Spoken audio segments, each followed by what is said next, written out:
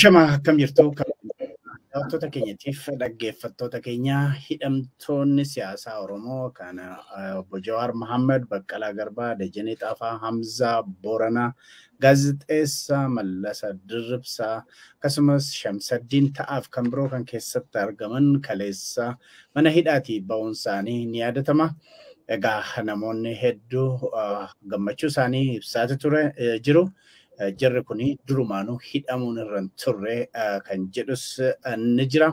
Egaa gama tokkoon warri kun haa hiikaman malee keessattuu hooggantoonni adda bilisummaa Oromoo hedduun isaanii ammallee mana hidhaa keessa jiru. Walumaa galatti Oromiyaa keessa namoota kumaantamaan lakkaa'amantu hidhamaniiti jiru. Isaan kunis furmaata argachuutu irra jira kan jedhutu jira. Walumaa galatti hidhamtoota siyaasaa Oromoo waliigalatti ilaalchise akkasumas marii biyyoolessaa jedhamu faana wal qabsiifne Dr. Awwal Aloo wajjin mari'achuu fi yeroo ammaa kana qopheeffnee jirra. Dr. Awwal Aloo waamicha kee kabajjee waan argamteef hedduu galatoomin jedha. Galatoomeetis. Egaa mee kaleessa hidhamtoonni siyaasaa Oromoo hiikamanii ammi tokko keessattuu warri KFO'tii fi warri kaanis warri hidhamanii namoonni baay'een yaada isaanii ibsatan gammachuu isaanii ibsataa turan kaleessa mee har'aa atis gama keetiin hiikamuun hidhamtoota siyaasaa ammi tokko kuni ergaa maal qaba gama biraatiin namoonni baay'een jimlaadhaan hidhanii chirchaaroon hiikuun kuni nurraa dhaabbachuutu irra jira kan jedhutu jira. Dr. Awwal Aloo mee yaada kee walii gala. Baay'ee galatoomii Dajanee. Guyyaan har'aa keessattiyyuu hidhamtoonni siyaasaa Oromoo namoonni qabsoo Oromoo yeroo dheeraadhaaf hoogganaatiin turan haqa malee hidhamanii dharaan hidhamanii hidhaa irraa bahuun isaanii wanta nama gammachiisudha. Hiikamuu isaanii booda maaltu dhufaa wanti jedhu akkuma ta'utti ta'ee sanitti deemna. Garuu namoonni kuni haqaan ala dharaan waggaa tokkoof ji'a jaha guutuu hidhamanii dararmaatiin turanii hidhaa san keessaa bahuun isaaniif akka dhuunfaatti maatii isaaniitiif namoota isaan wajjin hariiroo qabaniif uummata Oromootiif gammachuu guddaadha kun. Kanaafuu nu hundiniyyuu baay'ee irraa gammannee uummata Oromootiinis jaalattoota isaanii deeggartoota isaanii baga gammaddanii jechuu ni barbaada. Kanaan walitti qabsiisee xiqqoo gara duubaa deebineetiin yaadachiisuun barbaachisaa waan ta'eef wanta amma gara fuuldura haasuuf nu deebinuufis namoonni kunniin waggaa tokkoo fi ji'a jaha dura gaafa Haacaaluun ajjeefameetiin jedhe burumtaa san qabamaniitiin hidhaman. Wayita hidhaman sababni adda addaa haa dhiyaatu malee mootummaan namoonni kunniin yakka raawwataniitiin akka hin hidhamin isaanis beekanii nutis beekna uummanni addunyaas beeka mootummaanis beeka. Gaafiin siyaasaa isiin ijoon wanti namoonni kunniin hidhamaniif paartii muummicha ministeera Abiy Ahmediin hoogganamu paartiin badhaadhinaa filannoo Oromiyaa keessatti injifachuudhaaf hiree wahiitiyyuu wanta hin qabneef wanta sana immoo mijeessuudhaaf namoota kana dirree siyaasaa irraa balleessuun barbaachisaa waan ta'eef wanti isaan qabaniitiin hidhamaniif isa kanaaf. Ilmi namaa silaa biyya olaantummaan seeraa itti kabajamutti biyya heerri jirutti biyya aadammaan akka namaatti nama kabajuu jirutti dhimma siyaasaatiif jedhameetiin haala kanaan yeroo kana hundaaf hin dararamu ture.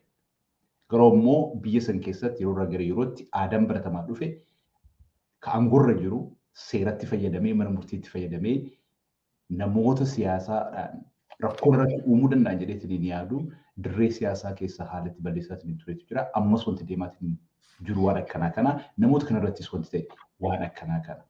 Akkuma yaadatamu kaa eega namoonni kun hidhaman booda biyyattii san keessatti qabatamni jiru guutumaan guututti jijjiiramee biyyattiin gara waraanaa seentee bakka silaa hin eegamin keessattiyyuu bakka gaafa 2018 mootummaan biyya sanitti jijjiiramee abdiin guddaan biyya sanitti uumame gaafa isa wanti akkanaa kun dhufa jedhameetiin haaluma kamiinuu hin yaadamne ture.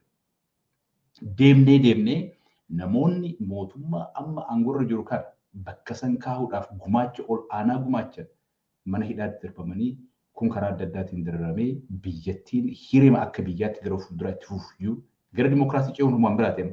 Akkuma biyyaatti gara fuulduraatti fuudhaaf iyyuu rakkoo guddaa keessa seentee haala kana keessatti argamna. In any event namoonni kun hiikamuun isaaniifis namoota isaan deeggaraniifis uummata Oromootiifis Itoophiyaadhaaf iyyuu rakkoo amma keessa jirtu balaa amma keessa jirtu keessaa bahuudhaaf gahee guddaa gumaacha guddaa taphata jedheetiin ni yaada.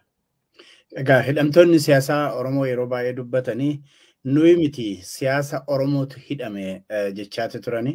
Egaa Jawaar fa'aa Baqqalaan fa'aa Dajanee Xaafaa fa'aa hiikaman malee hooggantoonni adda bilisummaa Oromoo hedduuf akkasumas immoo ilmaan Oromoo Oromiyaa guutuu keessatti hidhamanii jiru. Isaan hin hiikamne.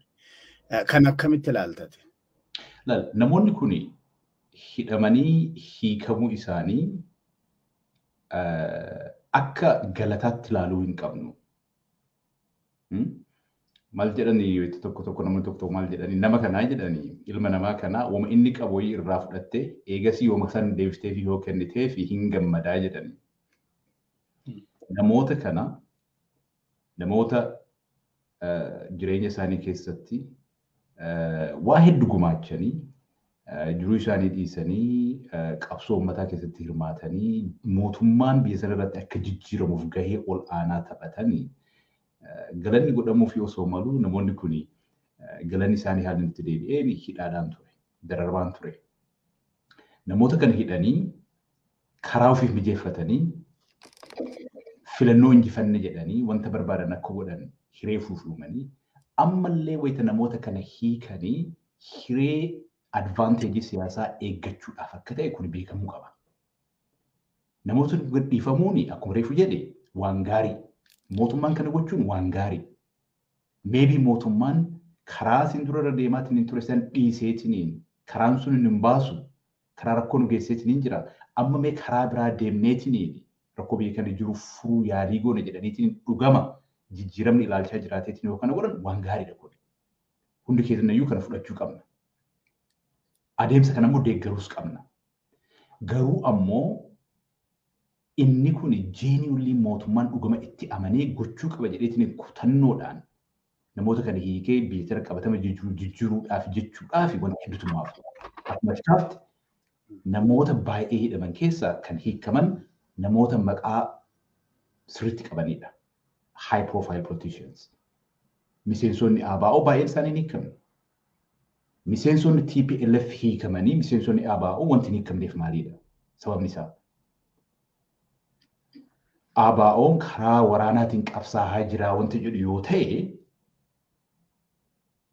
TPLFis akkuma gara waraanaatiin qabsaa'aatiin hin jira. WBO'n shororkeessaadha jedheetiniin manni marii murteessee jira yookaan jechuuf ta'e TPLFis akkasuma. So haaluun mootummaan waa laalutti iyyuu hin laallahu jenne sababni warra TPLF hiikamanii namoonni kunniin miseensonni ABO duubatti hafaniif hoomata akka iyyuu hin jiraatu namoonni kunniin hiikamuu qabanii kana qofaa miti namoota sadarkaa hooggansarra jiran qofa osoo hin taane bakka adda addaatti Oromiyaa keessatti ilmi namaa qabameetiniin haala badaadhaan dararamaatiin jira bakka adda addaatti. Rakkoo biyya kanaa hiikumaaf jeeniyuulii kan barbaadan yoo ta'u taate akka jedhan sana comprehensively haala walii galaatti karaa mariitiin rakkoon kun haa hiikamuu barbaannaa jedhan. Yoo kana kan barbaadan taate namoota hidhaman hiikuu qofa osoo hin taane kun namoota hidhaman hiikuun waan xiqqaadha. Kana birayyuu darbanii namoota amma mootummaa karaa qawweetiin waraanaatiin jiran qabsoo keessa jiran kanniinis gadi ta'aniitiin wajjin mari'achuu qaban.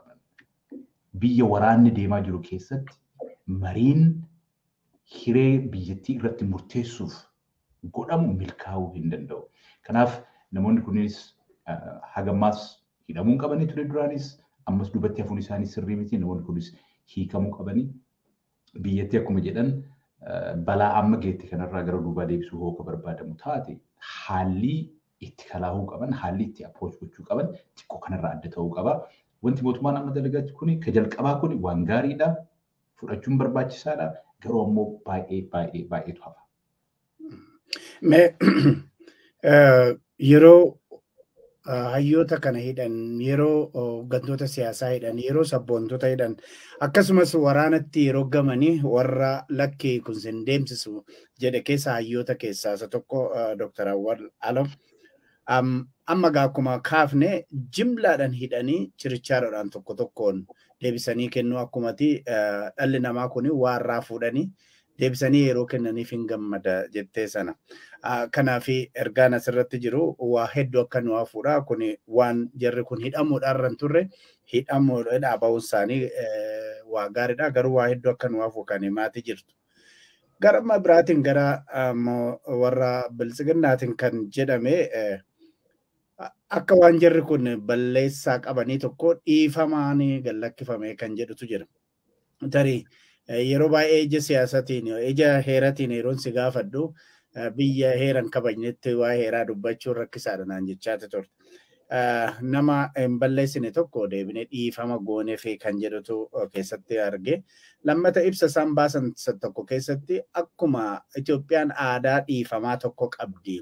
Akkuma warra Xaaliyaanitii fi dhiifama gootee kan jedhu jira. Waan kana tarii argite yoo ta'e akkamitti ilaalte?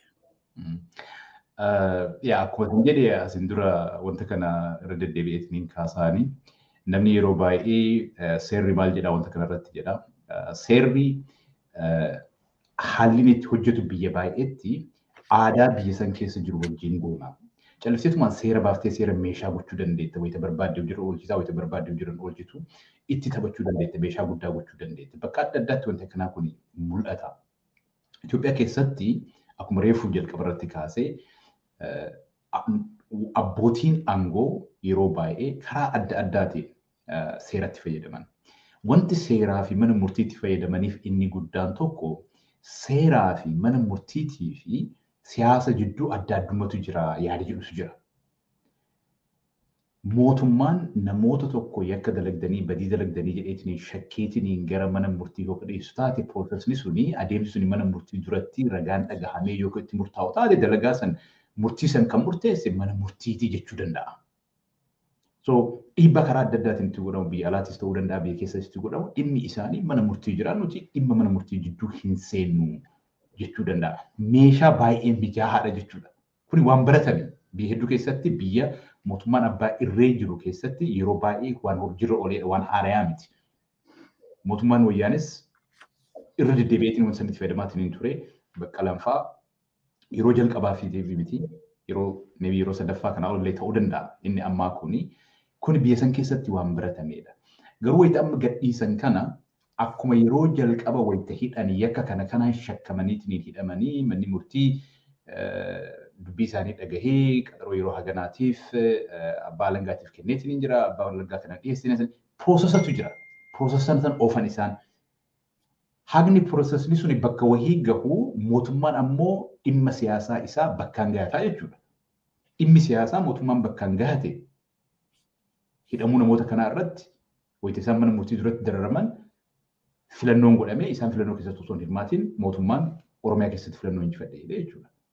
Wanti mootummaan jalqaballee barbaadeessan maqaa mana murtiitiin isa kana gochuu danda'eetiin jira mootummaan. Manni murtii dhimma isaanii harkaa waan qabuuf piroosesiin suni dhimma seeraati jenneetiin ilaaluu hin dandeenyu. Dhimma siyaasaati siyaasa mana murtii duratti hojjetamudha. Ammas namoota kana wayita hiikanii karama seeraatiin explanation wayii kennuu qaban. Maaliif akka wanta kana godhaatiin jiran? Seerri yeroo baay'ee namoonni badii dalaganiitiin itti murtaa'ee dhiifamni godhameefiitiin gara uummatatti akka makaman hin hayyama. Paardan waan jedhamtu jira piroosesiin akkasii. Paardan kan jedhamu kun yeroo baay'ee manni murtii dhimma kan ilaalee eega murtii irra gahee booda waan godhamudha. Wayita garee amnestii waan jedhamutu illee jira. Afaan kennaan lachuu dhiifama jechuu ni dandeetta. Amnestiin jedhamu kun murtiin osoo hin murtaa'in dura waan godhamudha. Mootummaan akka mootummaatti akkuma reefsiin jedhe akkuma namoota shakkamtan jedheetiin qabee hidheetiin mana murtii duratti dararuu danda'utti karaa seeraatiin namoota kanaaf dhimma kanaaf jedheetiin dhiifama godhee jechuu hin danda'a. Garuu kana keessatti wanti ati agartu inni biyya ol'aantummaa seeraa heerri constitution wanti jennuun kun yeroo baay'ee hojiin isaa aangoo mootummaa daangessuudha. Aangoo mootummaa wanti daangessu bakka hin jirretti, manni murtii aangoo mootummaa bakka hin daangessinetti, heera aangoo mootummaa bakka hin daangessinetti, olaantummaan seeraa bakka hin jirretti seerri meeshaa ta'aa jira jechuudha. Kanaaf wanti amma agartu gaafa hidhamanis, wayita mana murtii duratti dararamanis, gaafa hiikamanis seerri akka meeshaatti namoonni kuni dararamni isaanii kuni karaa seeraatiin explain akka ta'u.